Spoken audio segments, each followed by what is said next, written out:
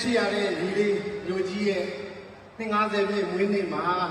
ဒီလိုလေးနဲ့အဲ့ဒီငါ့ကိုခဏခဏမပြောအားလုံးသိခုနကကိုကြီးရဲ့ပြောတယ်ပေါ့ခဏခဏပြောတယ်ဟုတ်တယ်တော့ကိုနာတော်လေးကခဏခဏပြောကြမလို့ရပြီရတော့တော့ဘူးဒါဆိုရင်ဘာကြီးလို့လဲခေါ်တော့ကျွန်တော်ဘာကြီးမျိုးကြီးရဲ့မွေးနေ့မှာတကယ်ကိုမမျောလေးမဲနဲ့ပေါ့နော်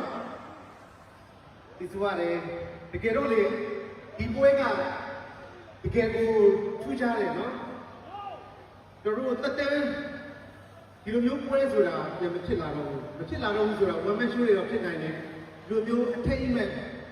Golden Rock Night ဆိုတာမဖြစ်လာတော့ဘူးဟုတ်တယ်နော်ဒီမှာရောက်ရှိလာတဲ့လူတွေအားလုံးကတကယ်ကိုထူးဆန်းတဲ့လူသားတွေလို့ကျွန်တော်မှတ်ကြပါလေကျွန်တော်နောက်ထပ်အနည်းတရားမှာကျွန်တော်ဒီမှာရှိတဲ့လူတွေအားလုံးကျွန်တော်လောကကြီးကနေပြီးတော့ကျွန်တော်ကြောက်ခိုင်းသွားမှာဖြစ်ပါတယ်အဲ့ဒါလေးမိမနေပါနဲ့ဒီလိုတည်းလေအမတ်တရားလေးနဲ့ကျွန်တော်ဂီတာနည်းနည်းလေးကလေးဆိုချင်ပါတယ်ကျွန်တော်တို့လောက်ထပ်ပြီးတော့တောင်းဆိုနေတယ်